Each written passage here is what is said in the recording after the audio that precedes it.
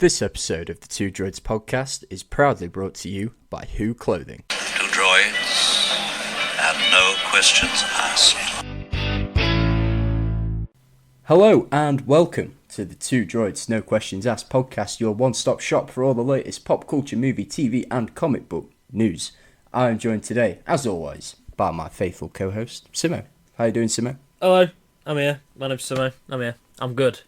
How are you? How you feeling? Been a bit under the weather this week. I have. So this episode, it's been a bit delayed because I've had an illness which has had some unique side effects.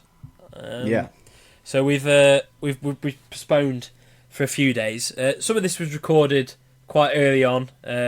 We've had to delay the release because we've had to redo some other little bits that we didn't get to finish due to my unsaid and unnamed illness. Thank you for that one.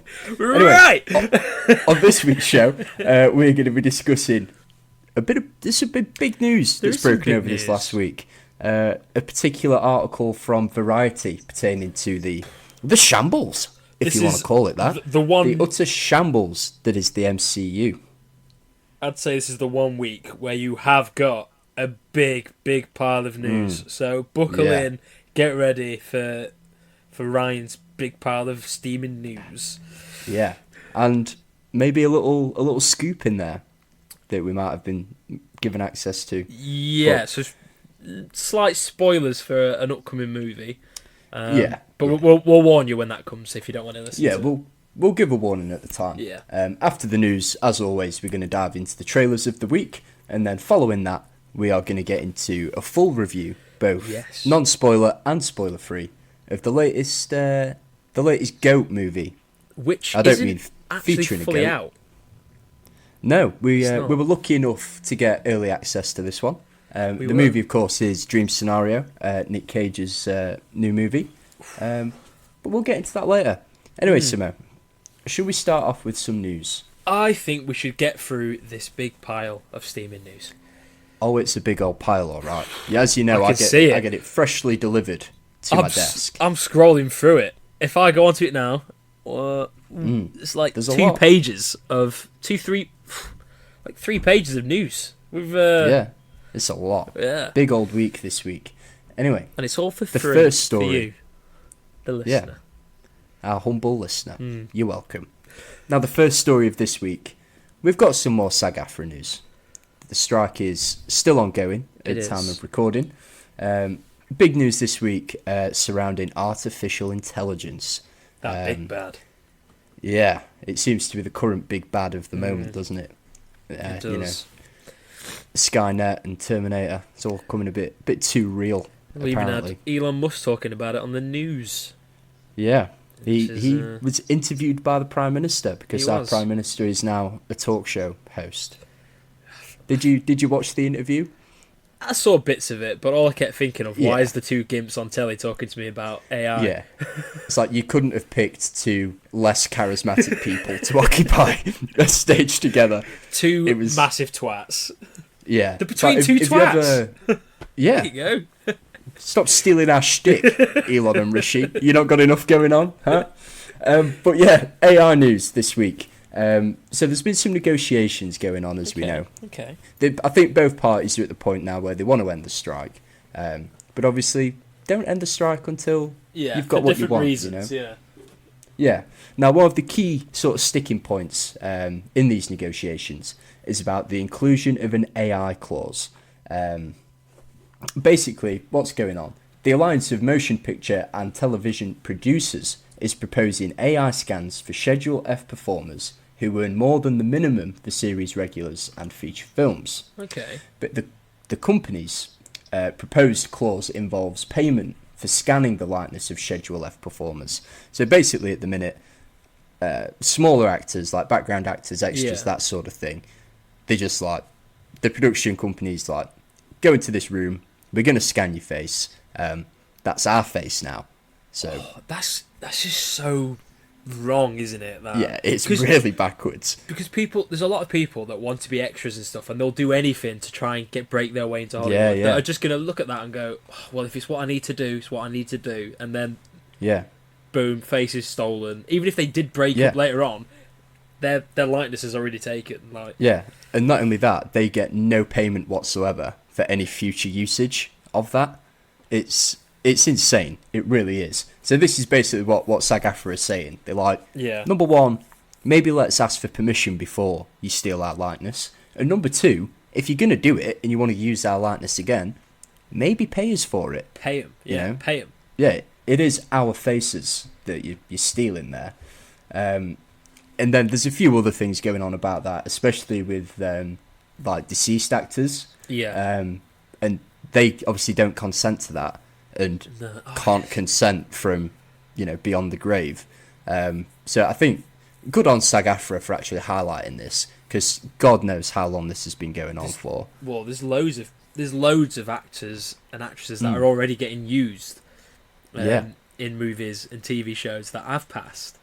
I think Star Wars is probably one of the biggest ones. With Carrie Fisher. Now, whatever your thoughts are on that, that's up to you. Have your own opinion. Fair enough. Is it a bit creepy? I think it might be. I think it's a bit weird. Like, come on, like. There was a story a couple of years ago where they were going to make a movie, and the movie was going to feature as the main role James Dean. Yeah, I who's thought been this is where dead you're for going to go. Yeah. How many years? Yeah. And like, are you telling me there is no one on the planet? There's not a James Dean impersonator that you could hire exactly to play this role? It is ridiculous. In my opinion, I think it's a terrible idea, and I think that they should just recast. Stages, I think, is one of the big examples of it. They literally have all understudies the time. to be there, ready if the main actor can't do it. I get that it's not your favourite actor or anything like that, but as long as they can portray the character well, they don't have to look exactly like the person before. I'm sure you can understand the continuity error, that the actor looks different because another actor died. Like, you don't have... Even from a security perspective, that's true. There's been a lot of, over the last 10 years, a lot of high-profile movie studios that have been hacked. Yeah. And now I think you pair that with like deepfake technology, and that if studios have full 3D scans of, a database of performers, and then their security is compromised, you can see all sorts of crazy stuff. Like, it's just a bad idea. Extras just on either explicit videos or committing crimes is what's going to be happening. Yeah. Yeah, and some of them are like, don't get me, you see some deep fakes and you're like, you can see that a mile off. But there's some you see, and you're like, they're very good. Yeah. There's go on TikTok, they're everywhere. You get ones with AI voices and a deep fake face. And usually with the AI voices you can usually tell, but with the deep fake faces, it's quite, people will fall for them, and it's going to absolutely happen. Yeah.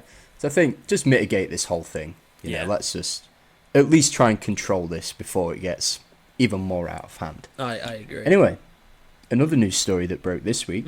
I will preface that this is all speculation at this point. Yes. However, this is our first piece of Star Wars news. I really like the look of this, and we're named after Star Wars, and we haven't spoken much about it. But there's also a little bit later on. There's going to be a little bit talking about Star Wars. Stay tuned, stick around Star for Wars that. fans. Yeah. But this news pertains to the proposed Daisy Ridley Star Wars movie.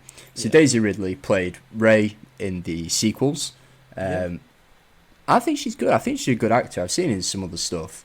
I completely agree. So this movie's in the works. Yeah. Over at Disney. So it's going to be a new Star Wars movie set 15 years after The Rise of Skywalker. Typical Star Wars. When do we set it? I don't know, 15 years after a main event? Yeah, cool. That works. At least it's not 5 years after Return of the Jedi. It's just that's it. Yeah. That little portion of time where they're just throwing where's it happened? Yeah.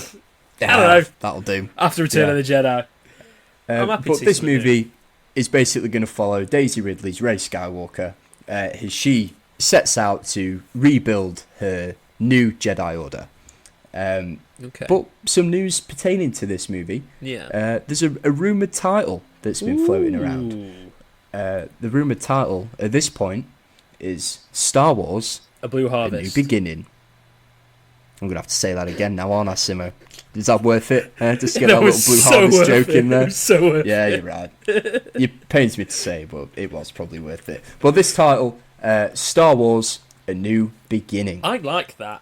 I think that. I really like that. It kind of works with A New Hope, where it's you know Yeah. it's a simple title, but Yeah, I really like that. I do actually like that, and I'm interested to see how the Mandoverse, as some people are calling it, is going to bleed into the sequels, and then how that's going to then help shape some of this. I'm actually really excited for it. And I mean, I'd take another Daisy Ridley Star Wars movie. I think be more get than John happy for Boyega it. back as well. Get Yes. the crew back together. Although, I think it would be good. However, they are still working on it. The final script is not yet complete. Yeah. However, the rumour mill suggests that it's going to be ready for Thanksgiving. So Thanksgiving this year, I believe, for the first draft. So it'll then probably go into I production. thought you meant the movie. Hopefully. I was like, fucking hell. No. Just the first draft of the script. Yeah. So then hopefully probably start production next year. But none of this has been confirmed by Lucasfilm or Disney. So it's still all very much in the air. Obviously, they've had to pause on writing the script due to the strikes. Stephen Knight working on the script. It was previously Damon Lindelof. However, he left the project due to creative reasons. So I wonder what those we will creative have to see. differences were. I want to know what that was. Ooh, That would who be knows? that would be interesting. I'm actually Will we really ever excited find for I can't wait for some more Star Wars movies. Hmm. I remember going to the midnight screening of The Force Awakens, and I remember being like, "Holy shit, they killed Han Solo!" Like spoilers Yeah. for anyone that's not seeing that movie. It's been out years now. but- If you've not seen it, why are you here? Holy! I remember just being like going to school the next day, and everyone be like, "Oh my god, did you see Star Wars last night?" And I'm like, "This morning," but yeah, I did. Yeah. And you're just like, "Oh, and I've got some power on you today, boys." Yeah. I can remember someone spoiled it for this guy at my school. I won't name it. Oh, I remember Someone you had like saying seen this. it on the internet. That Han Solo died, and he went up to it, was like, "Hey," I'll keep him anonymous. Was like, "Hey, Han Solo dies in the new Star Wars movie." And oh my god, I've never seen a breakdown like it. This guy, like, literally, like, he just stopped, like, frozen in time, and then his lips started wibbling. Is your lip And he alright? Yeah, he just, like, burst into tears and just, like, stormed off. And I can remember poor sitting guy. there I feel and so feel sorry like, for him, actually. yeah, Like- I get you, bro. Like, if someone did that to me now, I would do the same, I think. But yeah, I hope it's good. I hope the new it'll be Daisy fine, Ridley I led reckon. movie is good. I I reckon hope it'll be so. alright. But yeah, give John Boyega back as well. Let him have an interesting arc. Yeah, this I'd time. be interested to see him as a Jedi. Let's do it. Yeah, absolutely. Moving on. Now, before we get into this news, potential spoilers for the Marvels. Spoiler alert! We need a little horn or something for spoilers. Yeah, we need yeah. a little yeah, do that one. Yeah. Yeah. Sounds very much like Spoilers. the old foghorn ones, isn't it? Like, Yeah, A bit Mom, like get MLG. the camera. Yeah. Now, potential spoilers Yes. for the Marvels. So we have received word from an industry insider. They wish to remain anonymous, so we're not going to say who it is. No snitches. No snitches here. You know what happens to snitches. But this news pertains to a potential character inclusion in the upcoming Marvels movie. Now, again, we'll say it one more time. If you want to go into this movie blind, skip ahead. We're going to cover some more Marvel news. I want to go but into it avoid blind. this. I don't want to know Well- what this is, but sadly, Unfortunately, this is the burden we Yeah. face now. we carry this burden for you, the listener. For you. Now, this news, and again, this insider's pretty reputable. We've known them to be right previously, but they have told us that Kelsey Grammer's Beast from the original X-Men movies will feature in the post-credits scene. So, apparently, Photon, or is it Monica Rambeau? Yeah. will at the end travel to a different dimension, and that dimension will be the original X-Men movies dimension. I would love to see some of the original X-Men. Yeah. I mean, there's rumours on what the Deadpool movie is going to be about and stuff like that. And seeing this and being told about this, it really puts into the fact that might be correct. And what the rumours on the Deadpool movie are, with it being him running around looking for different variants and stuff like that. I really like the idea of it. I'm excited to see X-Men, but I don't want the X-Men to be the original X-Men when they come to the MCU. I think use them in Secret Wars, and then recast all of them. I mean, the standalone X-Men movie in universe. It looks like Secret Wars is going to be more of a culmination of all Marvel movies as opposed to the MCU. It sounds like it's going to be all the big ones that we've all loved as a way of getting everyone in with that sweet, sweet nostalgia. Oh, baby, remember this? And we're all going to be like, yes, I remember. You like this, don't you? And we're all going to go and see it, and then we're going to be like, a year later, we're like, should we watch that movie? And you're like, nah, it's a bit shit, actually, isn't it? But yeah, part of me wonders, was this always the plan with this movie? I mean, we covered the news the other week about the very low box office tracking for it, and it does make me wonder, did you shoot this 2 weeks ago when the tracking numbers came out to get people into theatres? Yeah, so a little bit on that. I'm just gonna bump something up from trailers, and I'm just gonna print it in here because I think it works better here than it does in the trailers. So for those who aren't, we're going rogue. We are going rogue. Script. We're going rogue. This is off script. So those of you who aren't aware, but a new trailer came out for the Marvels this week. Literally just came out. Like, it has just come out. This is a fresh take straight off the bat, and they've released a new trailer. It's very short, but it's basically saying, this is one last fight. Like, I want one last fight. It's Samuel Jackson. He's talking to what I believe is Carol Danvers. He's like, that guy's got a lot of last fights in him. So many last fights. He's been on his last fight since the original Avengers. He's still fighting. I saw part of the Avengers is so he didn't have to do the fighting as well. Like, every single time. I like to think of Nick Fury as just like this awful micromanager guy. Do you reckon when it's off screen, it's like, fuck's sake, he's coming again, just let me do my job. Maybe it's just Sam Jackson, he knows, he gets a massive bag for doing these movies. Do you know what I want now? I want like an Office style sitcom with Marvel, but it's like Samuel Jackson is Michael. yeah. Do you know what? I'd rate that. In like the Avengers HQ or something. Yeah, it is. Yeah. I like that idea. Yeah, I think that would be brilliant. You heard it here first, folks. So that's the production. But yeah, right. So with the trailer, it basically saying this changes everything, and it's with that mixed with our little scoop we've got here, our nice little scoopy scoop. Kind of makes sense that it could always. It looks like was always the plan. And I think they thought that people would just come because it's a Marvel movie. We haven't had that many. People might go, oh, Marvel movie, I'll go and see that. Well, looked like Disney were wrong and the tracking was really low. But it doesn't look like that was always going to be the plan. But it seems like they just leaked a lot of stuff to bring people in. I mean, I hope it was the plan. Because we've had a lot of disjointed projects. And I think a lot of it is this studio interference of, no, we need this, we need this, we need this. And it's not as much creative led. Yeah. So I hope this was the plan. Otherwise, we're just going to have another really incoherent story that's just not going to flow. Well, and we will I'm a find bit sick out of that. at the end of the week.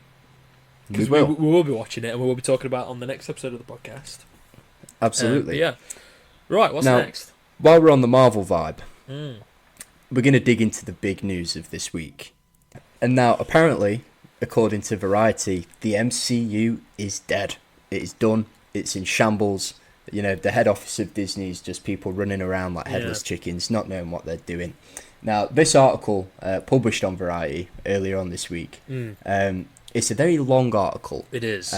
So I've summarised it into sections, so sort of keep it on track a little bit as we review it. Makes sense. The first of those sections, now it's been very widely covered in the press, and that is Jonathan Majors, who plays Kang.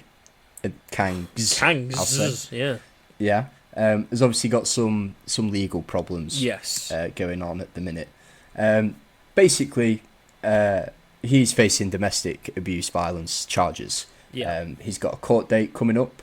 I think it's before the end of the year. And there's been a lot of like his press team being like, "Oh no, he's a good guy. He's the victim in all this," which I don't think we should speculate on. No, it's not for us to say. The court case. However, the fact that he has a court case does not reflect well on Marvel at all. No. You know, the mouse likes what the mouse likes, and you know, if you're not Disney friendly, it's normally not gonna fly. Can't you do a really good Mickey Mouse impression? I don't know. Hey, Jonathan! Can I? What the fuck are you doing, Jonathan? I'm going to stop Jonathan. that there. I'm not going to carry on with that. We'll draw a line under that one. But obviously they've sort of pinned the next phase of the MCU on Jonathan Majors and his Kang character.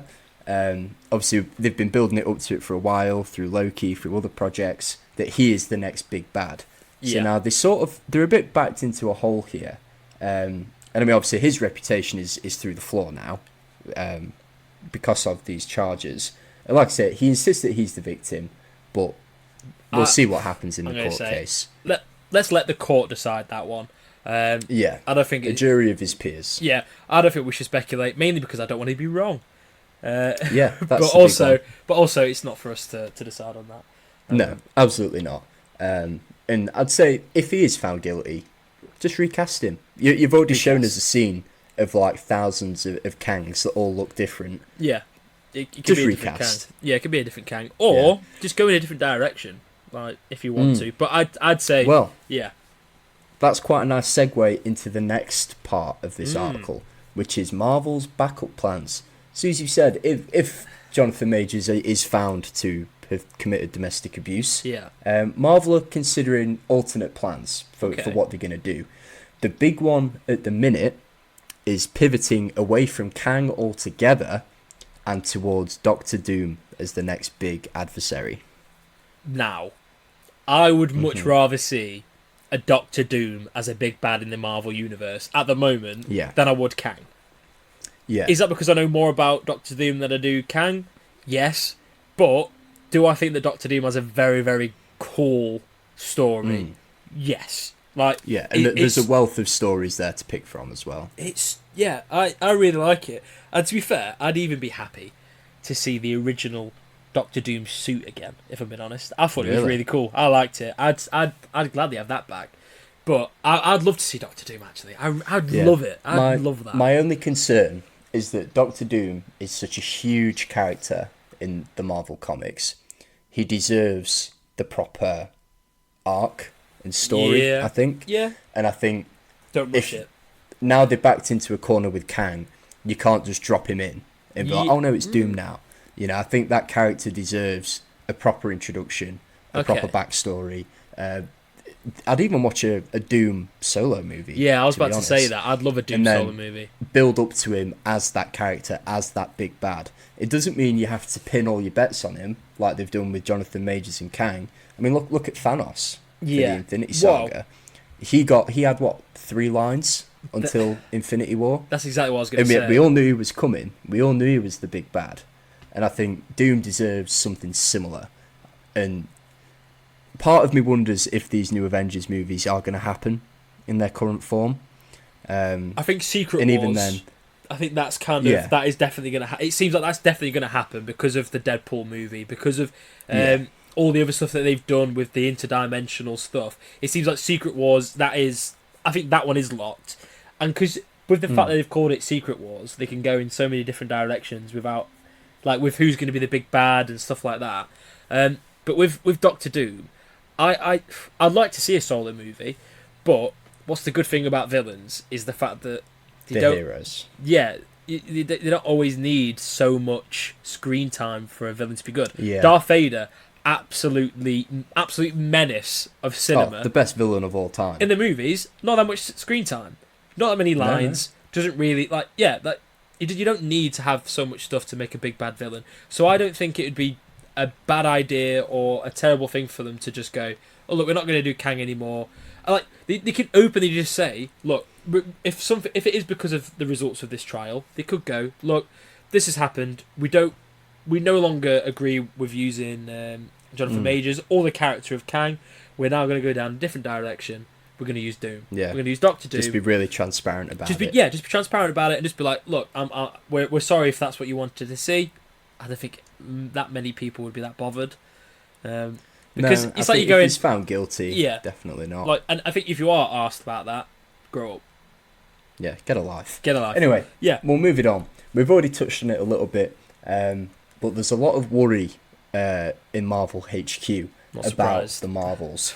So again, we've covered the box office tracking. It's not looking great for an opening weekend. However, apparently the entire production has just been plagued with some bad vibes, really. There's been numerous delays. Obviously, the strike hasn't helped that. Yeah, no. But also reshoots. They've been doing a lot of reshoots, which again makes me think the previous scoop that we mentioned. I won't mention it again in case people have skipped. Yeah. But I think that's been added. I don't think that was the plan always. Well, the thing is that with people Disney... are worried about the narrative. With these reshoots, they think the narrative is going to be a bit complicated and not a coherent story. The director of the Marvels actually left the project while it was in post-production. She's gone and just started work on another movie. To me, that doesn't seem great. If the director isn't staying to finish production, and I don't blame that on her, I think that's probably more to blame at Disney's door. But it doesn't sound like a great situation. No, I agree with you on that, but you got to think with Disney. I'm not gonna lie. If you look back since after Iron Man, I don't think they really had a plan anyway.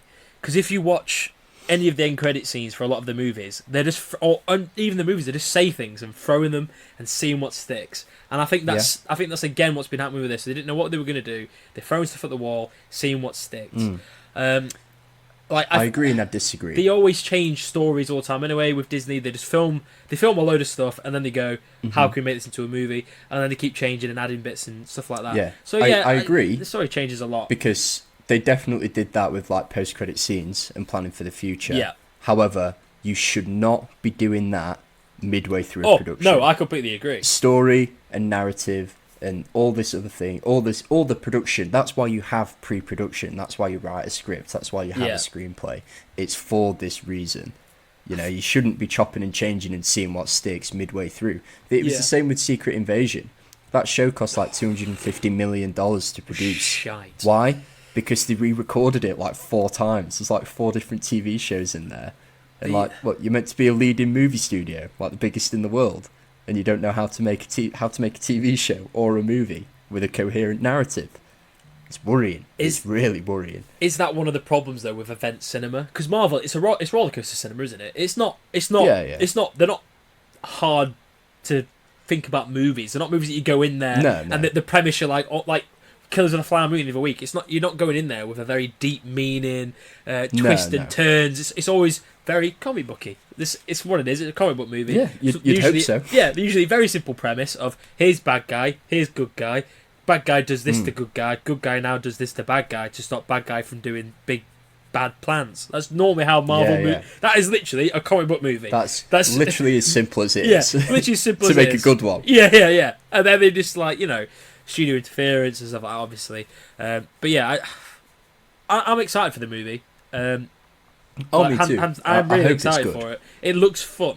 I enjoyed Marvels. I enjoyed the original Captain Marvel movie. I really liked WandaVision. So why the hell am I not going to like it when they put all 3 of those together? Yeah. It's not a very long movie in terms of Marvel movies. So I'm excited just to go over in. An hour and a half, I think. I like that. I'm happy that I'm going to go into a into a cinema. You hear that, Disney? It's coming for you. I'm coming for you. I'm happy Lock those going doors, in there. batten down the hatches. Yeah, there'll be no one there, though, because it's all green screen. So I'll go in. Yeah, and true. You might get to fight the big Kevin Feige robot from She-Hulk. I'll steal his cap. Yeah, don't Then his whole body will fall apart. That's structurally integral. Do you reckon if I pulled his cap off, it would pull his scalp with it? Do you reckon it would like... Oh, I think so. I don't think they're two separate objects at this point. I think they are one. Or do you reckon underneath his hat there's actually like a little hatch where you could put batteries in? I think so, yeah. Yeah, like yeah, different tape recordings. Like you change the micro SD in. He's there, like a full-on Android. Kevin. Yeah. It wouldn't surprise me. Anyway, we'll carry on. Yeah, next news. Another big thing that's come out of this Variety article. This isn't breaking news. We've known about this for a while. And obviously that's the production and visual effects challenges. Disney, famously, one of the biggest collection of dirtbags when it comes to not paying its staff properly. You know, although unless you're Bob Iger, you take your check, baby. That's fine. Your company's falling apart. You take your big check. And the people that actually make the product do not. I mean, obviously, there's been a lot in the news about Marvel basically just booking up every like VFX house possible and being like, we need this turned around today. Cheers. And obviously, the VFX have suffered as a result of that. I mean, we've touched on this in previous episodes, but I think VFX struggles is something we're going to touch on in pretty much every episode for the foreseeable future. They do get shut on a lot. I can't see, even if the strikes are resolved, I can't see VFX artists getting what they're worth. I can't, if I'm being honest. I think as well, like when you shoot everything on green screen and volume, you are completely reliant on VFX teams. So why are you messing them around so much? Yeah. Just pay them what they're worth. Your product suffers as a result of that. Yeah, you know, you look at Ant-Man Quantumania, that movie's like 80% green screen, and a lot of it doesn't look good. Yeah, there's parts where it look absolutely amazing, and then there's bits that look so shit. I mean, it's the same with She-Hulk. Like, majority of She-Hulk looks good, but then there's some scenes where like the CGI's not even in focus. It looks like it's a different frame altogether. Like, let's just take this back to the early 2000s, where film houses... You're taking us back. I'm taking us back. Where film houses weren't Whoa! It's the year 2005. Can you picture it? Look up at the movie screen, and Revenge of the Sith has just been released. Oh, it's just opened up. I'm going past on my Heelys. Just let me stop real quick. Oh yeah, I see it. I see what you mean. Let me just pull up my baggy jeans so you can see my Heelys. It's a brilliant snap bracelet you've got on today, Simo. Yeah, I like your spiky hair. That looks really cool, bro. Thank you. I have green tips if you look closely. I was going to say Jesus bands, but that's way before Jesus bands, isn't it? Yeah, Jesus bands was much later than that. Sex bands? Was that time? Was that a bit later on as well? Do you remember those? Oh, were they the little rubber ones? Yeah. It's like, if you like break the black one, apparently that means you want to have sex with him. If it's the blue one, you want to kiss him or something like that. I wonder if this is a regional reference or if this was everywhere. Yeah, if you're listening to this in another country. Did your school have sex bands? Whoa. That doesn't sound great, does it? No, we'll pause on that one. But yeah, anyway, carry on. Imagine, we're in 2005. We're in 2005. Revenge of the Sith has just come on. You hear the drums, the dum-dum. Dum-dum. Oh yeah, those drums. Yeah, the start of the movie. Well, the ships fly in. The ships fly in. They're doing a little twizzle. Oh my god, it looks real. Yes, that's because they gave visual effects artists time and money to make the project. Oh my god, go to another movie that released in that era. Pirates of the Caribbean. Dead Man's Chest. Oh my god, David Jones comes on. It looks like a real fucking octopus because they gave it time. Fully CGI characters. Yeah, you watch one of those movies now, and then watch Quantumania, and you went and got someone that's like get a 10-year-old to go. When do you reckon? Which one do you reckon was made first? They're gonna go. I reckon Quantumania was made first, and you're gonna be like, because it looks bad. We're not saying anything shit about you, the VFX artist. By the way, we think your work is incredible, and like this is not your fault. Yeah, you put so much effort into this. And like, this isn't your fault. This is studios. No. But just pay them more. Pay them more. Yeah. Please, Disney. Yeah, right. Anyway, what's next? We'll move on from that. So the next major concern is content saturation and more quality concerns. Okay. So sort of since COVID, Marvel's just been churning it out. Like, you Fucking can't hell. go to the cinema. Well, here's 6 mediocre TV shows for you to watch, and you're gonna like it. I remember You at the know you're start. gonna like it. I remember at the start loving it. I remember being like, "Oh my god!" Yeah. Every week we either We are watching Star eating. Wars or Marvel. Like that was it. It was Yeah. whenever one stopped, the other one released. It was incredible until it Yeah. became shit. It was sort of the post Endgame reaction was like, okay, let's capitalize on this by Yeah. just content. You want content? You've got it, baby. But that's resulted in quite a lot of viewer fatigue, I think. I think you... Obviously, not us. We're freaks and weirdos. Yeah, That's we're why we're absolutely- making a podcast. But your average viewer... And again, you can link it to the Marvels. Your average viewer doesn't want to have to watch 15 hours of television in order to understand what's going on with the movie. So I think people have traded out of that, and then as a result of trading out of the big scale event cinema, like we touched on a bit earlier on. That's true. It's also resulted in some projects coming across a bit half-baked. Again, you can link it all sort of intertwines, Yeah. but with like the visual effects. So, okay, we've got tight deadlines, we're going to rush and get it out, and it's not finished work, and it's all having a negative, detrimental effect. I know they have spoken about this recently, and Kevin Feige said, we are going to shift from less sort of quantity back towards quality, and you really would hope that is going to be the outcome from this, because I think it needs it. Yeah, I just think that they just need to slow down, reevaluate what they're doing, because what they've done is they've fucked themselves. They are suffering from success. Yeah, like DJ Khaled. Another one, which is literally their motto at the moment. It's just another one, I think and another that's Kevin one. Feige's job for the past 4 years.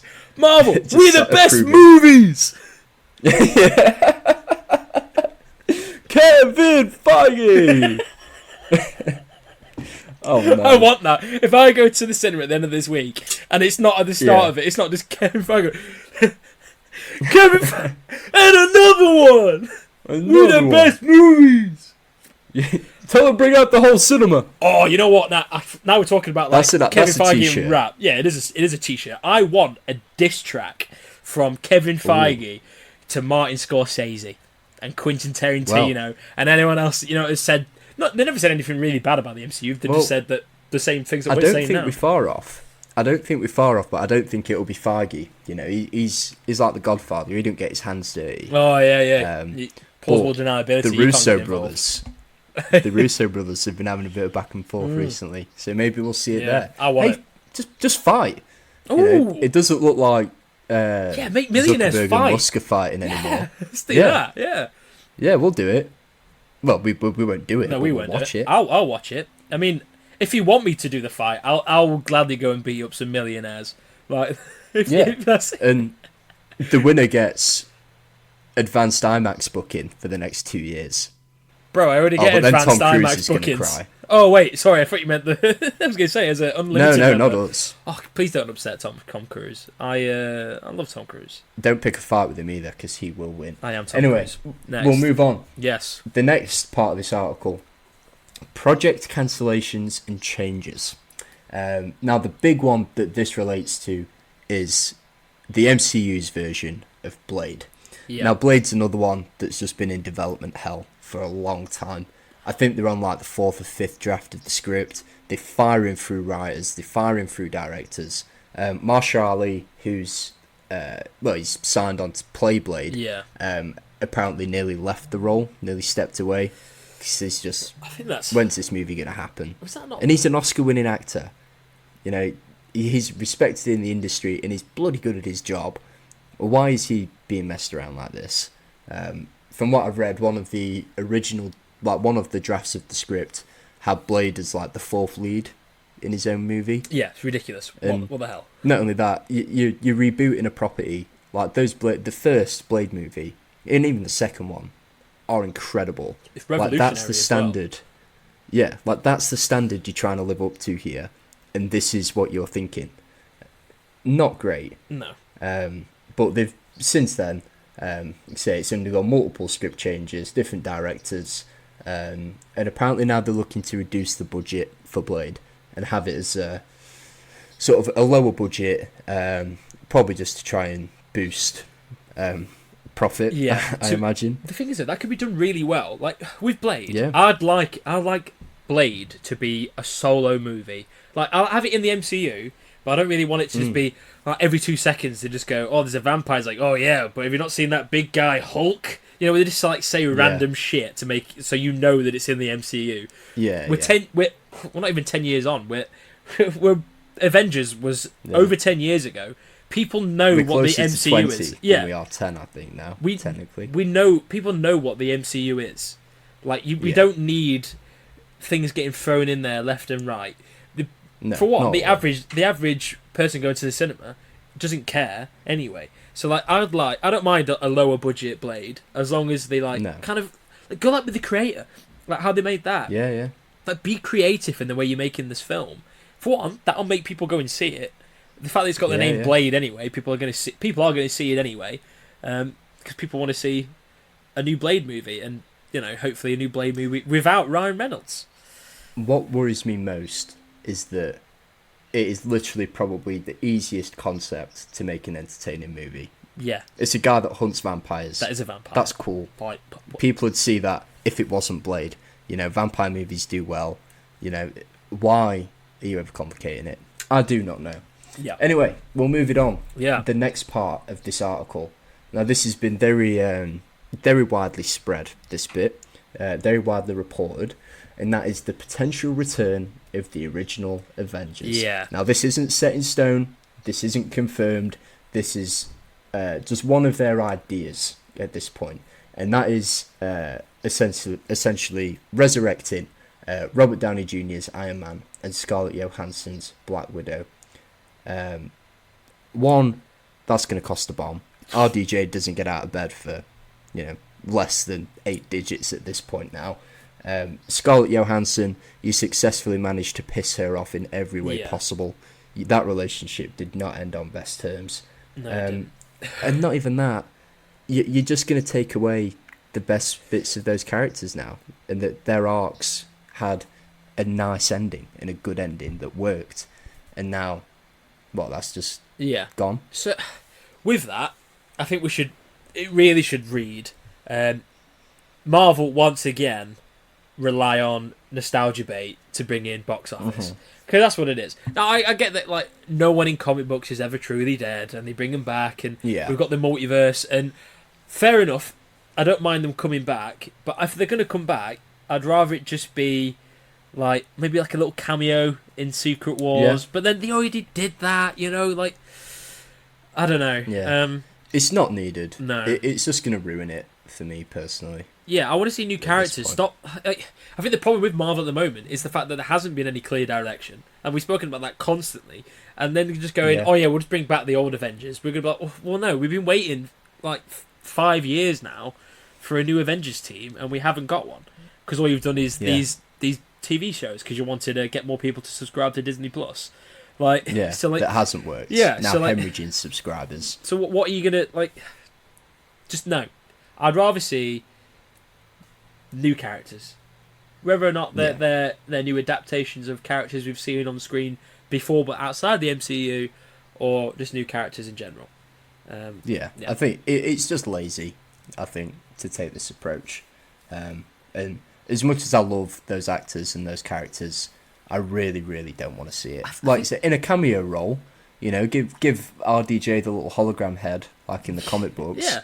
For a movie or in Armor Wars or something, cool, but we don't need him back as Iron Man. And not only that, RDJ's getting on a bit. That's true. And that's true. I think it's a hard no for me. Anyway, we'll wrap it up with the last bit of news featured in this article. They touch on some other stuff about like the Disney acquisition of Fox, but there's no real stories in there that we're not already familiar with. But the final bit is sort of talks about Kevin Feige's role and Marvel's future. So, as we've covered, Kevin Feige, it's been a bit of a stinky couple of weeks, a stinky couple of months even, over at Disney HQ. And obviously most of that, the majority of that, falls on his capped head. Nice. Yeah. So his job is now to recalibrate the strategy and sort of try to build towards some success in the future. I mean, obviously, Marvel has been highly profitable, massively influential, really strong track record of successful projects. But that legacy is being tarnished a little bit now. But he's still regarded as the key. You know, it is his baby, I suppose. But I hope that this whole studio interruption thing can come to an end, and because I trust his ability to do it. I think, you know. Yeah, so I think we should have started that with to put a cap on the end of the news. You know, Kevin Feige and his cap. Oh, I like that. But also with him, right? Yeah, you could be the one that was steering the ship right all that time, but eventually it's going to be time for you to move on. Is it time for Kevin Feige to move on? I can't say, but probably yes. Like just because you had the creative visionary for one thing doesn't mean that you're eventually going to be able to make everything great. You need diversity in things. So maybe someone else coming into his position with fresh ideas. I'm not necessarily Kevin Feige should disappear and retire. Yeah. I just think that maybe they should maybe start with an underling, maybe someone just shadowing what he's doing that could bring in fresh ideas. I mean, they do that anyway, but you know what I mean. Like maybe someone else to take the reins for a little bit. It might help. It might rejuvenate Marvel a little bit. Yeah, I think you can nail it down to sort of let him handle the big picture stuff. Yeah, you know, like the phase planning, that sort of thing. Yeah, but then the studio interference in creative led projects needs to stop. Yeah, you know, there can't be this overwriting directors and writers' vision to shoehorn things into place. It doesn't work. It's sloppy. And people are starting to notice, which isn't good. Yeah. But that is the end of my news, Simmer. Have you got any news this week? Well, I've got a little bit of Simbob news for you. So this one's, you know, we've been delving into some deep, big news that, you know, it's hard to take in. It's hard to take in. And I thought, you know, I'd put a little bit of fluff news in, even though we are fluff news and we're literally talking about things that don't actually really matter in the grand scheme of the world. But I thought I'd put a little bit of news in. And now this is relevant. It is relevant. So Sir David Jason. Oh, I love Sir David Jason. Absolute hero of the game. Legend. Only Falls in Horses and Open All Hours. Iconic. You know, just for anyone that... I don't know how... I wonder if you ever fixed that cash register. Who knows? I don't know how, you know, big he is in other countries, and how much people watch Only Fools and Horses in other places and Open All Hours and stuff like that. But for those of you who don't know, he had to have a hip replacement, and we hadn't seen him out and about in quite a long time. And he posted a little video of him with the Rocky theme tune, came up with his crutches, and I was kind of like, oh, it's a shame to see him on crutches. Throws them away. And he starts shadow boxing a little bit, you know, a little bit of David Jason prowess, and you know, it was funny, it was nice, and it's nice to see probably smile. the most wholesome video I've seen in a long time. So I just thought I'd just put that in just so people know that he's alive and he's well, and he's up and moving with what he calls a bionic part of his body. So there. I suppose he's not wrong. He's not wrong. Big up Sir David Jason, if you're listening to this, which I'm sure you are. Oh, he definitely is. Yeah, we're glad to know that you're doing well. We are glad, and is that the end of the news, Simmer? That's the end of the news. So now we're going to go to a nice little section. Yeah, I'll let you sit back and relax for this a little bit. And, you know, you've done the hard work of this podcast. Now we can get on to some of the fun stuff. This will be fun. Trailers. I'm in a reclined position. He is in a reclined position. My feet are up. He's looking nice and chill. He's got a nice cool hat on, and he's I've got chilling. a little pina colada and a coconut right now. He's lying. He doesn't. He's got a bottle of water, and that's all he's got. He's got council pop, and that's all he'll have. This is the creative interference thing that I was talking about. This is pseudo interference in a creative decision. Let him imagine good stuff. Let him imagine that he's got that coconut in his hand. Well, no, I'm not going to let him do that. Right, you need to get real. Before we go into trailers, I am just going to apologise. I am still slightly ill, so if there is any been coughing, spluttering, or sneezing, or I apologise. We'll let it out. I do apologise. You know, I You am should ill, do. and we're trying to work through this podcast for you, the listener. So if there is anything where I'm coughing or spluttering, it's actually your fault, because you're the ones we do this for. So, trailers. The first trailer we've got Tell me about some trailers. is Kingdom of the Planet of the Apes. Now, I don't know about you, but I absolutely love the Planet of the Apes movies. Even the so one with good. Mark Wahlberg. And I am excited. Whoa. And I'm excited for Marky this. Mark. I do like the one with Marky Mark. So it's a direct sequel Looks from the really 2017 War for the Planet of the Apes, which in my opinion was an incredible movie. I actually really enjoyed it. I think all those movies are great. Oh, yeah, it is an incredible series. So this actually started filming in October last year, and it finished in February 2023, so this year. It finished in February 23 this year. And obviously there would have been some pushbacks with the strikes and stuff like that, with any reshoots they might have had to have done and stuff like that. But I think overall it looks quite good. So the premise of the movie is that it following on from Caesar's reign, and goes from where in the last movie it ended with Caesar heavily injured, looking out onto this nice little oasis that he'd found for his fellow apes, his fellow brothers and sisters in arms. And basically what this is doing, it's following on from his lineage. So there's a Proximus Caesar, who isn't actually, I don't believe he's related to Caesar, but he's the current leader. And basically he kind of... Strong name. Yeah, it's Proximus. It sounds, very, very evil. And there might be a little bit of reason behind that. So basically, he's stopped all the teachings of Caesar. Like the ape don't kill other ape, and ape together strong. Ape stronger together. Yeah, the little orangutan with the sticks and all that. And basically he's stopped those teachings so he can enslave other clans.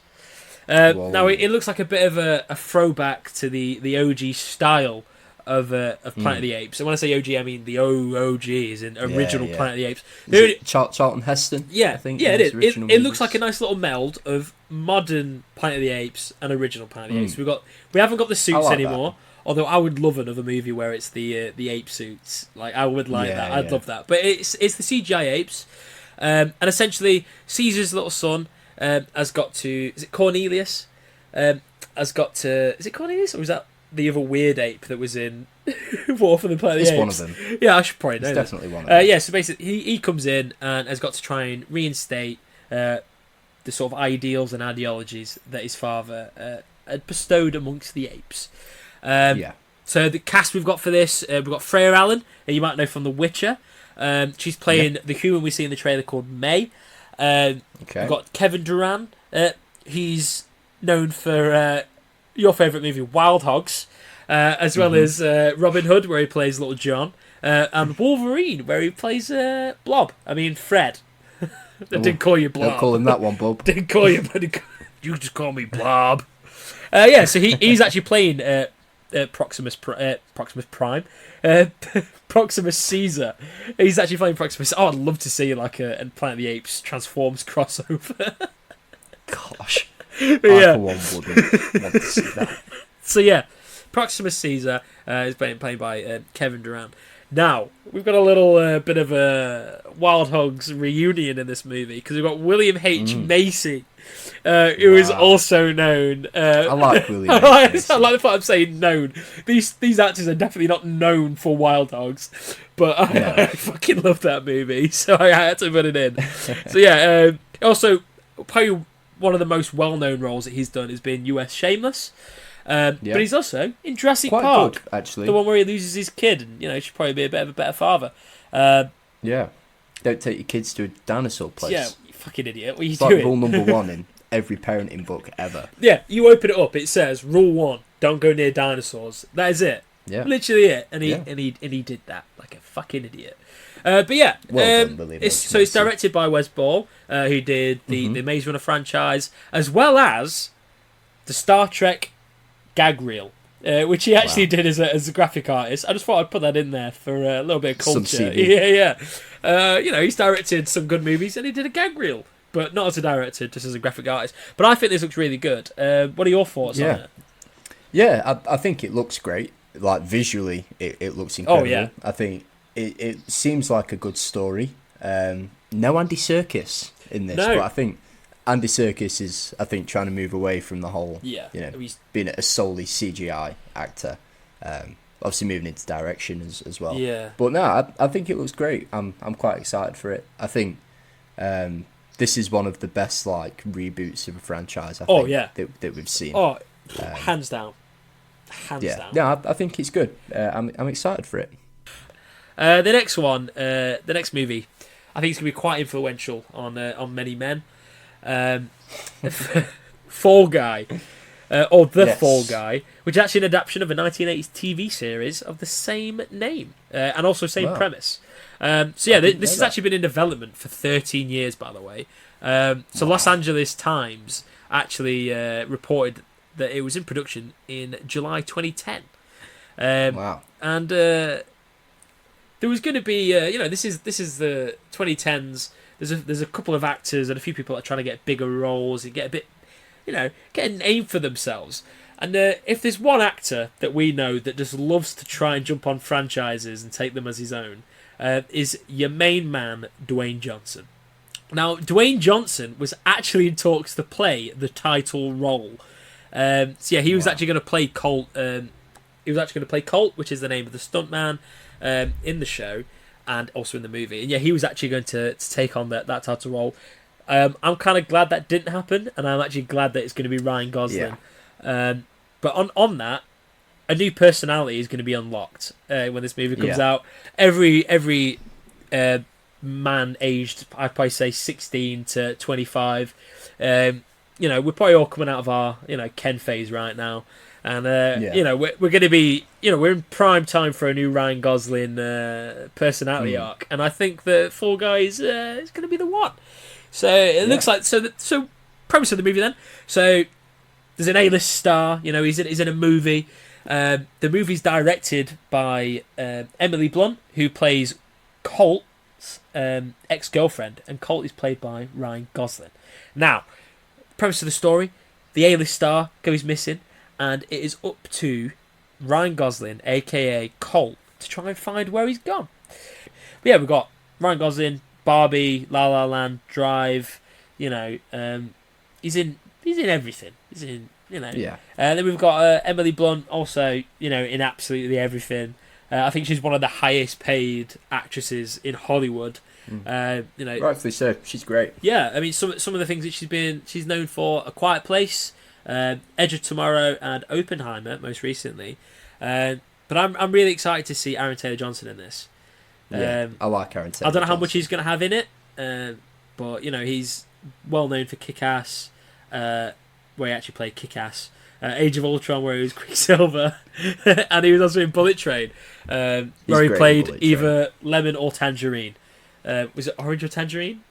One of those. No, he played a fruit. Yeah, he played a fruit. I can't remember which one. Yeah, so he played a deadly fruit. He's so good in Bullet Train. Yeah, he's great as deadly fruit with cool mustache is what I remember him as. Yeah. But yeah, this movie looks really fun. It's Ryan Gosling doing some kind of Jason Bourne shit, if you will, which is actually a line he says in the trailer. I'm really excited for it. It looks fun. There's a scene in the trailer where they go, "We're going to set this guy on fire," and he literally stands there. He's on fire, and he just looks fucking cool. So I'm excited for this. What about you? What are your thoughts? Yeah, I think it looks good. I think it looks like just a bit of fun. Yeah. And no, I'm excited for it. I mean, the cast is great. There's no one in there that I don't enjoy as an actor. So no, I'm excited, and I'm excited to see all the Ryan Gosling memes, which is probably the thing I look forward to most now whenever a new Ryan Gosling project comes out. Yes. But no, I think it looks good. Yeah, I'm excited for it. I'm really excited for it. It looks fun. It looks stupid. It's a movie you don't have to think about. You don't have to go and watch anything else. You don't have to watch the TV series of the same name. And that's penned for a release in February next year. So February the 29th, 2024. Put it in your calendar. Go to the cinema, because it is only in cinemas. Go and watch that and enjoy it. Next, another big trailer. We've got two MCU ones next. Actually, no, we already spoke about one of the MCU ones, so we've only got one more trailer to talk about, actually. So, Echo. So, very excited. Yeah, so It looks very much like the old Netflix Marvel TV shows. It looks very dark. It looks very gritty. So this is meant to be coming out in January 2024, so quite soon. It follows on from the events from Hawkeye. So it is a follow on, but obviously not that important. If you haven't watched Hawkeye, go and watch it. Perfect time to go and watch it now. It's coming up to Christmas. Yeah. Get and watch it. It's really good. It follows on from that. Basically, she moves back to her hometown in Oklahoma, and kind of a criminal past catches up with her, and it's up for her to kind of, get back with her family, her Native American roots, and stuff like that. Obviously, in the trailer, there's a lot of action in it, a lot of blood, a lot of guts, a lot of gore. We've got Kingpin back, looking as fucking menacing as ever. I mean, it literally opens with him beating a guy up. What's not to love it's about... It's the first Marvel MCU project to be rated 15. It is. I'm really excited for it. It's not something that I thought I was going to be excited for, and I was kind of like, when it first came out, I was like, oh, here we go, something we don't know about. But then again, the humble beginnings of the MCU were B-list characters, so this could be really good. So the cast, we've got Alika Cox, who's playing Maya Lopez or Echo, Vincent D'Onofrio, He's playing Wilson Fisk. He's playing the big bad muscle bald guy. Looks freakishly like my dad. So I'm just going to pretend from here on out, in the lore of this podcast, Vincent D'Onofrio is my dad. It's your father. It is my father. We've got Charlie Cox. Seen briefly in the trailer. You can see him like jumping over some boxes. Briefly. And I'm really interested to see how them two are going to kind of work together. So I think this looks really good. It's coming out soon. I think that's all I've got to say about that one, if I'm being honest. Yeah, I'm really excited for it. Daredevil is my favourite superhero. Ooh. So get any chance to see Daredevil, I'm always gassed for. He's in the original suit. Charlie Cox. Yeah, not in the mustard suit from She-Hulk, which I don't mind it. Controversially, I quite like the yellow and red suit. But I think Charlie Cox is great as Daredevil. Like I say, he's my favourite. And this looks good. It looks really, really good.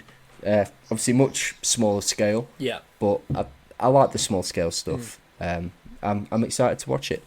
Are we going to see more Charlie Cox being a dog in this one then? Because in She-Hulk, he was eating up the women. He's always been a dog. I say just in that. I'm going to say in all of the series he's ever been in, he's he's a bit of a womanizer. He's a dog.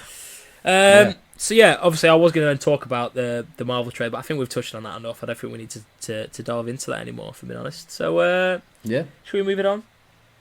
Brilliant. Well, Simo, you want to get to the title segment of this show, right? Oh, I do want to get to the title section of this show. Well, then let's do that. Right after a quick word from this episode's sponsor. Ooh. Now, Simo, you like to look good, don't you? I do, and I can see you look very good right now. Well, that's very kind of you. But you also care about the planet, right? I do care about the planet. Well, what if I told you that there was a fantastic new company that has built foundations purely on those two things? Who Clothing is a fantastic new brand, recently launched by two guys from Derbyshire in the UK who have a passion for sustainability, active living, and looking damn good while you do it. Their goal is to craft fantastic products that give back to communities and individuals without being a burden to our planet. Their first product, the Trash Trooper Cap, is fully hand-stitched and made completely from fully recycled and upcycled materials. Who have teamed up with sustainable partner Topiku to make sure that they are actually having a positive impact, and they have committed to driving sustainable environmental, social and economic growth in developing communities across the globe. Now, we don't just promote anything on this show, we only promote brands and products that we actually believe in, and I can say hands down that this Trash Trooper Cap is genuinely one of the best made and comfiest products that I have used all year. I wear a lot of hats, I'm a big cap guy, and I can say hands down that this is the best looking one in my collection. Who are really transparent about their business practices, and if you'd like to learn more about how they operate ethically and sustainably, please do check them out on Instagram at Who Official Clothing. That is at HU Official Clothing, and on all other social media platforms at Who Official.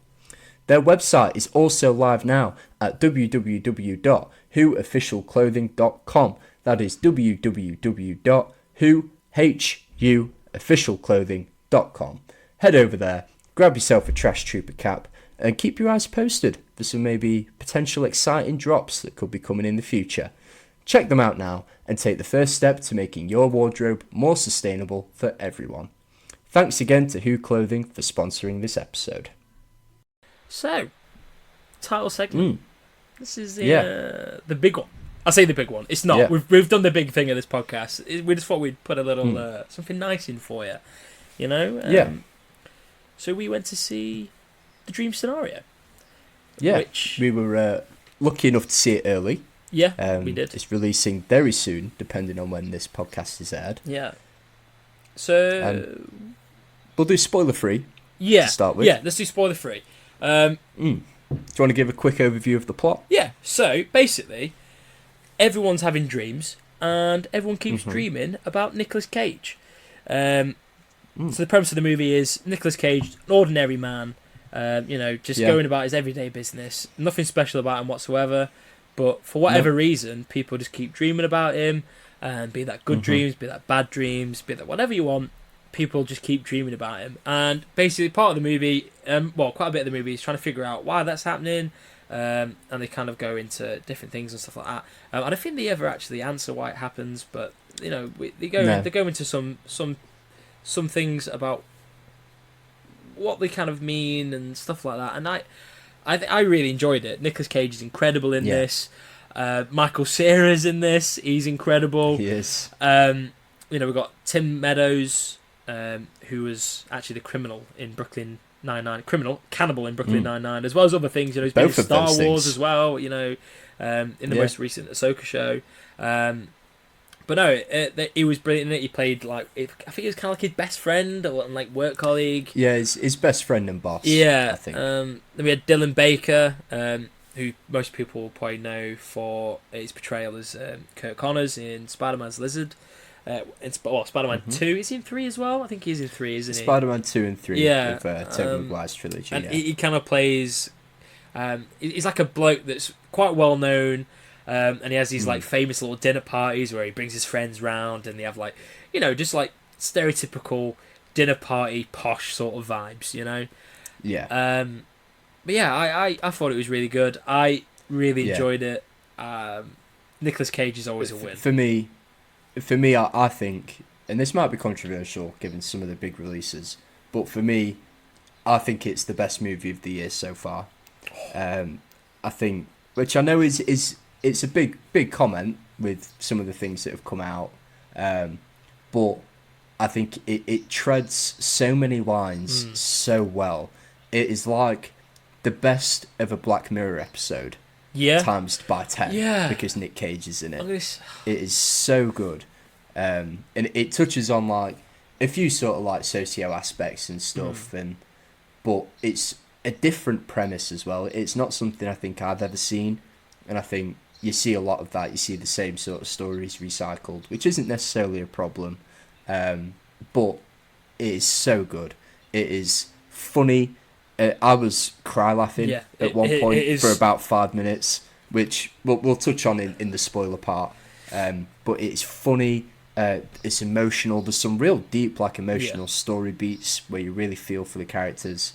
And Nic Cage is doing his best, honestly. Nic Cage. And again, controversial, but I think he at least deserves a nomination at the Academy Awards for this. So, I didn't actually realise that this movie was a comedy. When I went in to watch it, I didn't know it was a comedy. I didn't really look much into the movie or anything like that. I checked afterwards because we were laughing loads, and I wasn't sure if we were meant to laugh at it or if it was meant to be a serious movie that just became really funny. But no, it is actually a comedy. It's a comedy drama. It plays off so well. Like you were saying, it's a new. It is brilliant. When you were saying obviously it treads on new premises. One thing that I kind of thought about. So, we've been getting a lot of multiverse movies where you get little snippets of weird stuff that happens, and, there's quite a bit of multiverse fatigue at the moment, and I think this does a sidestep of doing really, really cool, funny little bits that without making it a multiverse movie or anything weird like that. It goes into like so there is little scenes where there's Nicolas Cage in a dream. Sometimes they're scary. You see sometimes the they're dreams. funny. Yeah, you see in the dreams. Sometimes he's not doing anything. Sometimes he's doing quite a lot. And it's there's one of them that I think it's in the trailer, but we'll talk about it in spoilers. It really caught me off guard, and it really made me piss myself. It was so funny. Yeah. Should we move into spoilers? Yeah, I think just before we do that, I think, like you said, the cast was brilliant. Yeah. Nic Cage really is doing his best. Yeah. He is so good. He plays like the perfect nobody. Oh yeah. I think, and again, I'm going to chuck another controversial statement out there. I think Nic Cage in Dream Scenario is doing more and better acting than Cillian Murphy in Oppenheimer.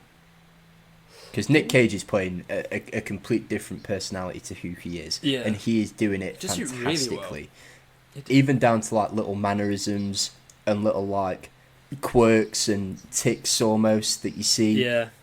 Which you see in just like in everyday people. And I don't mean to devalue Cillian Murphy in Oppenheimer because he's great. But he's not acting, he's probably at 50% of what Nic Cage is doing in this. So, with Nic Cage's acting in this, it's that good that it doesn't look like you're watching an actor. It looks like they've just got a normal person and just gone, here's the script, read this. And then, I know that might sound like a backhanded comment by some people, but it just felt like he was acting effortlessly. Yeah, in the best of ways. It's just, I mean, if you've been listening to any of these our previous episodes, we have a massive soft spot for Nicolas Cage. Yeah. But no, it was so good. I actually really enjoyed it. He was brilliant. I was kind of a bit sceptical The on what it was going to be. supporting cast is great. Yeah, it caught me massively off guard. The tics that he was saying is actually really good. I completely forgot about that. But he does have little mannerisms and yeah, he's doing a full performance in this. Go and watch it, please. Honestly, we were skeptical going into it. Like I say, we saw it early. We didn't really know what to expect. And it's the best feeling I've had watching a movie this year, and it's like a new release this year. It's not that long either. It's not ridiculously long. No, it's a decent runtime. It doesn't feel like it's dragging at any point.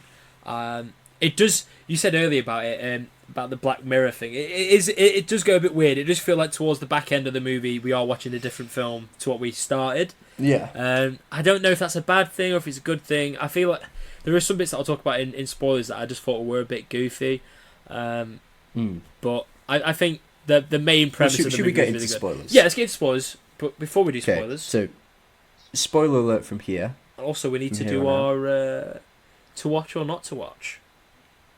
You mean to see or not to see? That's it, to see or not to see. Okay. That is the question. So, a quick rundown. Basically, our rating system is to see or not to see. There's no middle ground. No. There's no good or bad. They're the two categories that we've got. We're going to count down from 3. And we're going to say it at the same time. Let us know what you think. Are you ready, Simo? I'm ready. This might sound terrible when we sync this up, but let's do it. I don't think it will. 3, 2, 1. To see. To see. Yeah, to see. Absolutely to see. I think to Movie see. of the year, in my opinion. Oh, just quickly on like the to see and not to see and stuff like that. So we've been talking off air about a little idea for like a kind of like a cool wall that they have in Top Gear for movies, or kind of like the track. Where they have like each person gets like a different time and stuff like that. And basically what we're thinking is maybe having like for movies, so we can have a to watch or not to watch, and we can have a little board and have the movies on, and then we could post that up so you lot can see it and keep up to date with it. So just, if you have any thoughts on that, email us, probably do it annually. post us, just let us know what you think, and we'll crack on with that. But spoilers. Spoilers from here on out. Spoilers. That's the spoiler alarm. We all know it. The spoiler alarm is on. I have to get one thing out of the way, and it is the best scene of the movie, I think.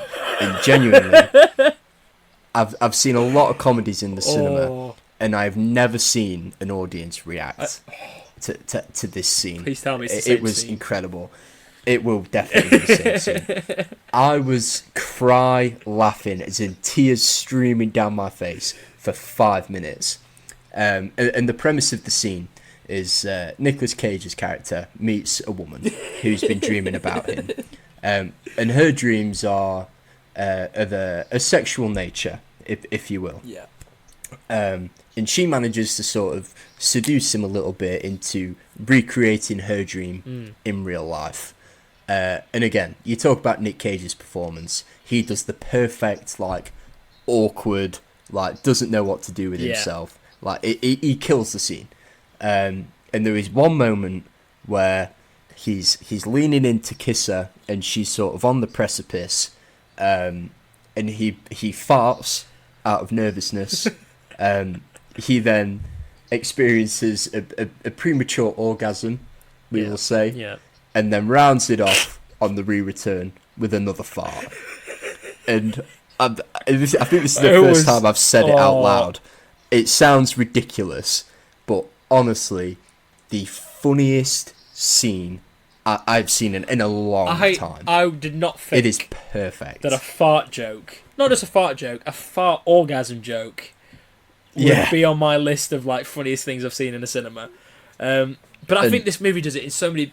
It has so many scenes that I think are just very similar to that, where it's funny, where it's just off the beat and it's just funny.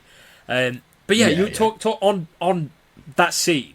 So when we talk about the dream that she has, I'm talking about Nicolas Cage's incredible acting.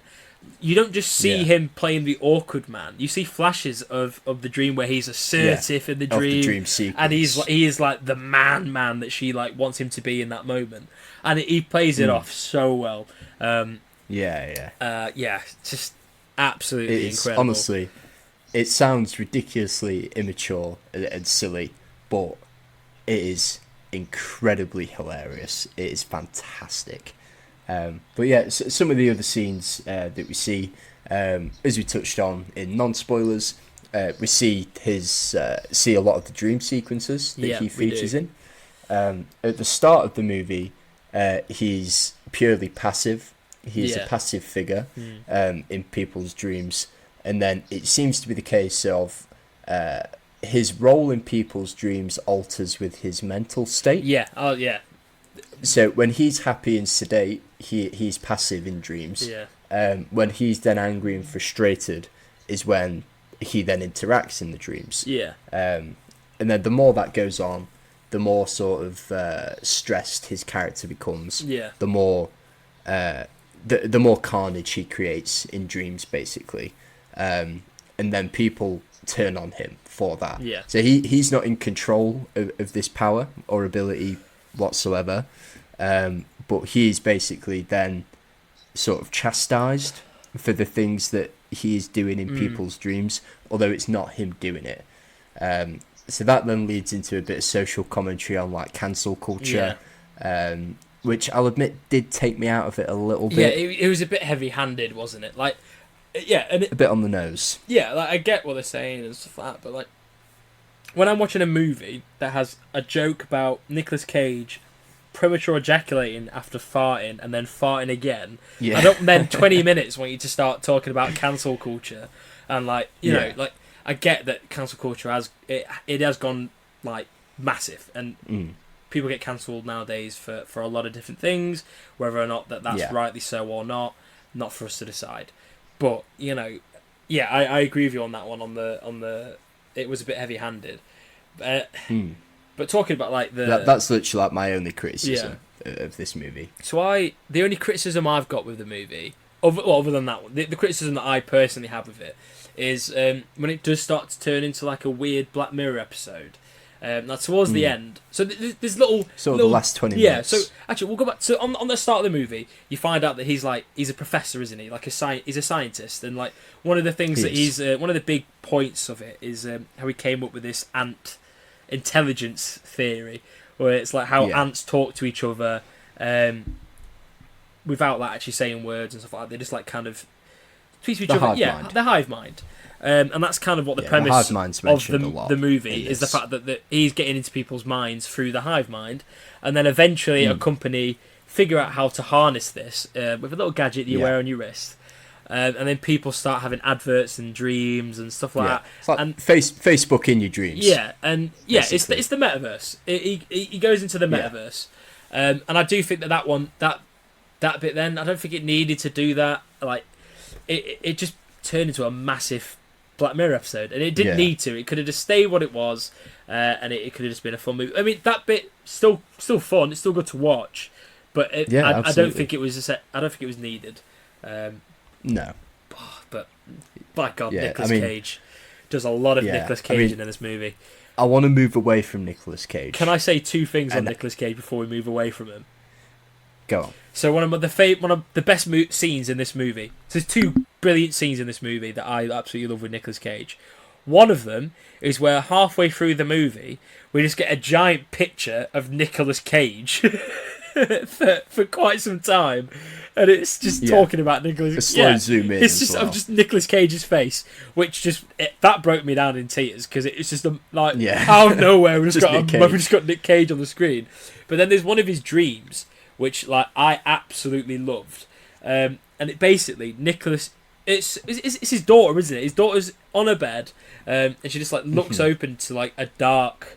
The door's open and it's just dark, and then all of a sudden Nicolas Cage comes like running in with his like goofy ass face. He's just like grimacing at her, and he just like it's creepy, and he just like sprints at her like a horror movie, and I think it was meant to be creepy and a horror movie vibe, but holy shit, it was funny. It was brilliant. It was genuinely so good. But yeah, we'll move on from Nicolas Cage. Yeah, well, the only reason I want to move on from Nicolas Cage is because I want to talk about Michael Cera. Okay. Oh, brilliant in this. He's fantastic in this. But what I want to speak about specifically is he does the perfect like millennial marketing guy. Yeah, he does. I mean, I work as part of like a marketing department when I'm not being a podcaster. Talk about the real life. Oof. Yeah, some law for you there. And I sort of interact with this sort of thing a lot, and he does the perfect impression. And there's a lot of like business speak. Yeah, there is. And I don't know if you see the memes. I get a lot of the memes on like TikTok and Instagram, where it's like, oh, we'll circle back, or we'll follow the red thread, or what's the so what here? I generally feel like I was at work during those scenes. and they did it. It's like the perfect parody of like business speak and like millennials in the workplace. It is incredible, and he is so good. And another thing I want to point out with this movie, the cinematography is fantastic. Incredible. It is so good. Really is fantastic. It's brilliant. I'm not gonna lie. I'm kind of sad we've had to move on from Nicolas Cage just because. We can go. I just love Nicolas Cage. It's okay. We're going to talk a bit more Nicolas Cage later on after the movie, anyway. You may not know it, but Nicolas Cage is coming up again in this podcast. Yeah, he's in every podcast at this point. I just really liked it. If I'm being honest, go and watch it. Go to your local cinema. It releases the end of this week. Yes. Unless you are an unlimited member with Cineworld, then you can watch it early. Yeah. But yeah, it comes out the end of this week. You can't all the time. It's just the one-off. Oh, was it? Oh, screening. I thought you could see it. Yeah. Oh. Well, tough luck, guys. This isn't we an ad saw for it. Cineworld. Yeah, we saw it. Yeah. I enjoyed it. Yeah. You've not got long to we wait. were invited to see it. Yeah, you've not got long. So we cheated a little bit. But we do that for you guys, the listener. We'll take free cinema tickets. Absolutely. I mean, we don't want to, but we'll do it for you because we're selfless. Absolutely, like that. We will. Although, if any sort of theatre companies are listening and would like to invite us to more exclusive events, we will do it. I'd love to own a cinema. I've got Simo Cinema. Well, just simple name. But yeah. Simple owner. Anyway, any more thoughts on Dream Scenario? Great movie. Go and watch it. Nicolas Cage. Absolutely. Yeah. The next segment of the show, Simo, as you know, is Between Two Droids. My favourite part of the show. If you're new to the show, we come with a hot take. That might be one of our hot takes. It might be a hot take that one of you guys have sent in. If you would like us to discuss your hot take, get in touch. Let us know. Now, Simo, do you want to go first, or do you want me to go first? Yeah, I'll let you go first, you know? Okay. Now, mine is very much in the zeitgeist Yeah, at the minute, okay. my hot take. I will say, potential spoilers for Spider-Man 2.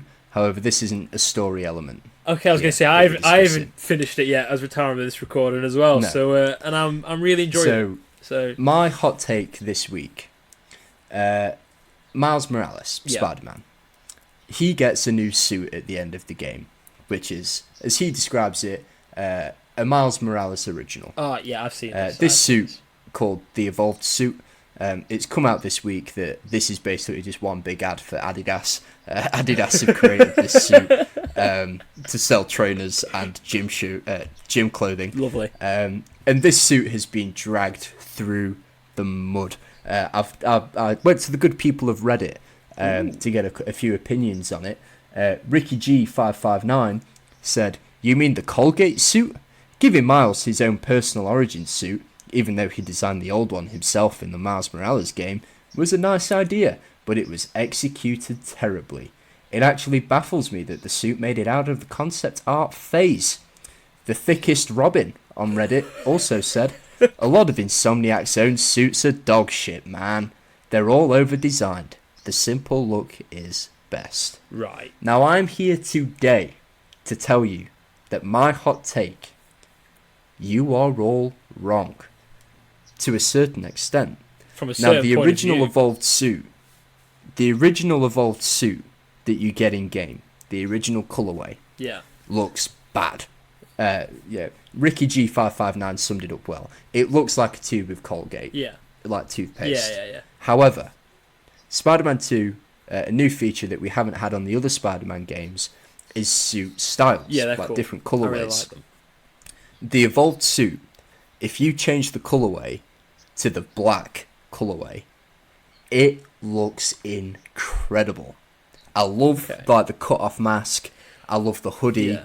And the black and the red and the white features are a typical Miles Morales suit. Yeah. However, it's a cool, different take, and I love it. The blue one, like the stock one, yeah. In the words of Thickest Robin, it is dog shit, man. However, the black colourway is chef's kiss, top of the range, beautiful suit, and I'm here for it. And this suit, way overhated. And that is my hot take. So I've seen the suit. Yeah. Okay. It's not great. I do like. I think Yeah. it looks cool. I think some designs are cool. As a Spider-Man suit, I'm not really bothered. You know, fair enough. The thing that makes me laugh on the Thickest Robins bit is where he's put a lot of Insomniac's suits are dog shit. It's like, right, okay. If they didn't have, that's an awful take. If they didn't have their own suits in the game, you wouldn't have that many suits to go for, and then you'd moan that there isn't that many suits in game. So they have to make suits. You try and make a Spider-Man suit now that isn't derivative and is good. You're gonna struggle because it's gonna be derivative, and they're like, "Oh, simple suits are the best." Yeah, great, but I don't want to be collecting 25 of the same suit. Like the whole point is the things you work towards to collect to complete the game. So you know, Thickest Robin, fuck off. Your take's a shit take. Yeah. I think this is the first time you've agreed with one of my takes. Yeah, I agree with you on that one. I think it's fine. I have seen the suit, even though I've not completed it. All I think this I saw it on time, your telly. I've just been waiting for validation. 3 episodes in, and you've got it. I I should never have agreed to any of your takes. I'll send you a photo of the black The suit. Thickest Robin made me It's laugh fire. as well as a name. The Thickest Robin. Yeah, Nice. that's Thickest Robin with 2 C's. With 2 C's as well. Oh, it's a shame it's not a PH at the start as well. You know, for that real fat, thickest, for the real. You can't have it all, can No, you? you can't. You can't have it all. Right, I've got some hot takes. Now, I've got one that I brought here myself. Okay. And I've got a quick little one that's been sent in by a listener. This one's sent in by Liam Besant. He sent a message over the other day. And he's basically agreeing on last week's episode that David Tennant is the GOAT Doctor Who. He thinks the episodes have got better writing, better stories, and are overall more enjoyable. I'm not going to talk too much about that hot take because we kind of did it last week, but I just thought it'd be, So, it'd be I need interesting to just put this forward. I need to bite my tongue a little bit on this. I'd have a couple of questions for Liam. Yeah. One, Liam, how much of the old Who have you watched? Are you basing this just off of new Who, sort of post Christopher Eccleston? And if that is the case, I would say just go and watch Tom Baker's run. Tom Baker's run is fantastic, and in my opinion, and I think my opinion is right, Tom Baker will always be the GOAT. Not to devalue David Tennant, and not to devalue yourself, Liam. However, I think you're a bit awry on this one. Well, I think that Liam's actually completely hit the mark there, and I think you're a stupid idiot and you should die.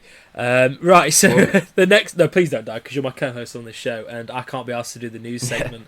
So... Yeah, I was just going to say, I know the only reason you've said that is so you don't have to correlate news all week. Right, so the hot take that I'll be valued properly one of these days. I'm never going to pay you properly for your worth. Right, so... The hot take, the hot take that I've brought here is, I thought I'd bring, we haven't talked much Star Wars, so I thought I'd bring a little Star Wars one in, and I feel like it's one that's, it's probably going to piss people off, if I'm being honest, and it's essentially that... Engagements, baby! Yeah, boy! So basically, The Last Jedi, I think, is extremely hard done by as a movie. I think there is a brilliant movie in there. I think it is just ruined by the odd little thing. Now, one thing, one of the things that I want to, the mum joke at the start, I think is stupid. The bomb dropping in space, I think looks kind of cool. Get over yourself. The little bit where he catches the little thing, stupid. The detonator. Okay, fuck off. That's not happening, is it? But the rest of it, I think, is fine. I think it's a good movie. I went back recently and watched it. I really enjoyed it. I think you just need to just watch it as a movie and not be so Star Wars fanny about it. Now on that, I mean, it's definitely better than The Rise of Skywalker. Oh, loads better. It's actually a really good movie. If you actually look at it as a movie, take it out of Star Wars and get rid of some of the humour and stuff, I think it works really well. I think if they just tone down the humour a little bit in that movie, I think it would be incredible. One thing I will say in this movie is that I think is actually more on point than a lot of people, kind of allow it to be. Now, in the movie, Luke Skywalker is given his father's old lightsaber. It is a lightsaber he has used, but it's an old lightsaber. And people hate 3000. Yeah, and people hate the fact that he gets it and throws it. Now, my thing on that is, why would he do anything different with it? To hit, like, Jedi don't have... The whole point is they're not meant to have any attachments to anything. They're not meant to, they're not meant to be hung up on anything physical or anything like that. And I just think it makes sense for him to just be like, okay, you've given me a lightsaber, and just throw it. Like, he's never met this person. Yeah. And the first thing she does is just hand him an old lightsaber, and he's just like, all right, like, what's this for? Like, I think it's a more on point than what people allow it to be. And I don't think there's anything wrong with showing a scene of him collecting blue milk and drinking it. There, I'm saying it. No, we got the origin of Han Solo's fucking name. I want to see the origin of blue milk. Yeah. Okay. Yeah, absolutely. I'm glad it's from weird space whales that and he's living organic. Good for the environment. It's sustainable. Over there. Yeah. No, I'd back that. I don't think it's a perfect movie. No. But I think it is a bit underhated. I think it's better than Attack of the Clones. Ooh. I've said it. It's better than Attack of the Clones. I don't think I can. No, it's not. It's not. I can drop in on that. It's not better than Attack of the Clones. I don't think I can drop in on that one. If that's... You heard it here It was first. A joke. It was Simo's a joke. Hot take. I tried to clickbait. I said clickbait. You're listening to it. It was just a joke. I'm just having a bit of fun. I'll take it back. Sounds like you're backtracking. No. What happened is I've got a load of nerds outside shouting that I should be killed with Kathleen Kennedy. Those sort of people. But yeah, that's my hot take. Now, Simo. Yeah. Should we get into the next section of the show? I think we should get into the next section of the show. Which is, of course, what we're watching. It is what we're watching. Simo, what have you been watching this week? So, the one thing off the bat that I have been watching is I've been watching some of the Sam Raimi Spider-Man movies. Now this is mainly because I've been playing the game, and I kind of while I was ill, I kind of wanted to have a bit of a break from the game, and I decided to watch Spider-Man 1 and Spider-Man 2. Now, I have always loved those movies. Classics. They have always held a special place in my heart. But rewatching it after when I've grown up, and I know more about Sam Raimi and his filmography and stuff like that. Even the first one, I know people always talk about the horror scene with Doc Ock's arms in the hospital, but I think one of my favourite scenes now is the one where Spider-Man chases what he believes to be his uncle's killer, and he's in that little warehouse, whatever it is, near the docks, and it is such a horror movie where he's like, oh my god, where the hell is he? And Spider-Man just keeps popping up and crawling along, it's flying. And even watching the stuff with Green Goblin, it is a horror movie. Watch them. It is it is a horror movie. All the stuff he puts into it is all. It's not doesn't work the same as a horror movie because they're not horror. They're not monsters or ghosts or ghouls or the Evil Dead or anything like that.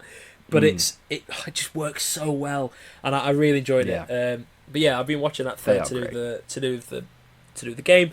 But then I've also watched the first episode of the new Invincible series. I really enjoyed it. It was so good. I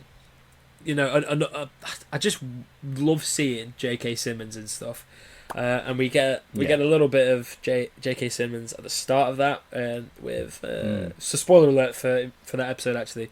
At the start, you get a bit of Invincible and his dad, teaming up a little bit, and then I mean, I'm sure we'll cover it when the season's out. We'll do a full thing, and then I also watched the other day. I thought I was on the Nicolas Cage train, and I kind of thought that I would introduce to my family the movie Willy's Wonderland.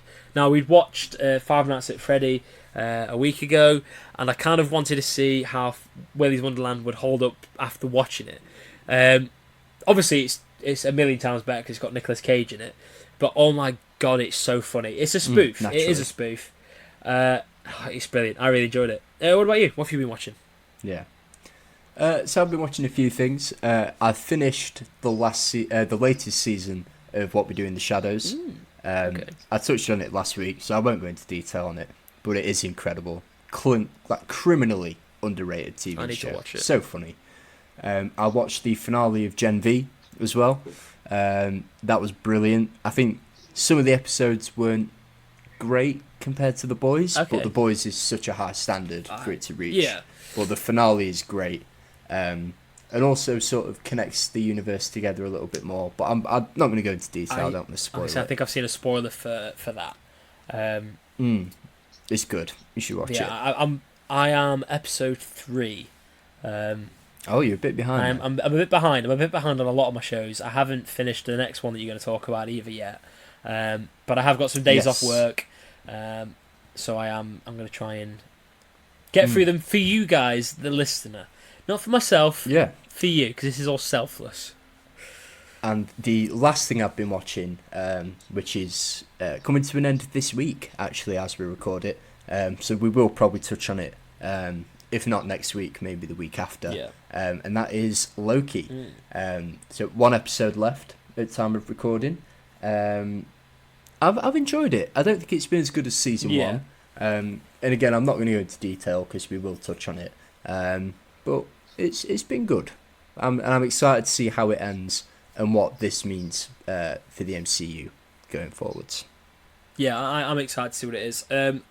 Especially since it goes into the whole Jonathan Majors sort of stuff. So yeah, I'm interested to see what happens in the next episode. And it's also coming out. Absolutely. Will it kind of tie into Marvels? Do you reckon? Since the end, it's finishing as it's released. I don't think it's going to tie into Marvels. Yeah. Okay, that's fair enough. Yeah, I don't think it's going to tie in. Anyway. Yeah. So next up, we have some reviews. I've got a review here from somebody named Skinosaurus. Skinosaurus. Yeah, great name. But Skinosaurus says, "Whoa, not a usual podcast listener, but found myself feeling like I was part of the conversation. Will definitely be listening weekly for all my pop culture news and reviews. Well, thank you, Skinosaurus. We appreciate that. We try to keep these kind of conversational, so I'm glad you've said that. Now, remember, if you would be so kind as to leave us a review, it's really helpful. It really pushes us up those charts. And this week is the last week that we are running the competition to win a cinema voucher. In order to be in a chance of winning, all you need to do is to leave a written review on your podcast catcher of choice to be in with a shout. And we will be picking one person from at random to win a £20 or currency equivalent of a cinema voucher. So hopefully you can share our joy in experiencing the cinema. And we'll be announcing this in the next episode. So make sure to go ahead and get your reviews in. Now, Simo, is that the show? I think that is the show. I think that is the show. Do you want to tell the people where they can find us? Yes, so you can find us on Twitter, Facebook, Instagram, all your major social medias. You can also message us in on our email at 2droidspodcast@gmail.com. Now that's the number 2 droidspodcast@gmail.com. We're on Twitter at the 2 Droids Pod. We're on YouTube as the 2 Droids Pod. Pretty much everywhere, the 2 Droids Pod, except for our email where we are the 2 Droids Podcast @gmail.com. You can find us on Reddit. Just send us in any questions, any reviews, any hot takes you may be having. Let us know what you're watching. Let us know what your thoughts are on the episodes and what you think we should do on our future episodes. Anything you want us to do there. Absolutely. Next week, as you said earlier, we're going to be talking about the Marvels. We'll be doing a full in-depth review and discussion on that. And also any news that breaks between now and then. Now, a big thank you again to Who Clothing for sponsoring this episode. We really appreciate it. Make sure to go and check them out on all their socials, and we will catch you next week. See ya.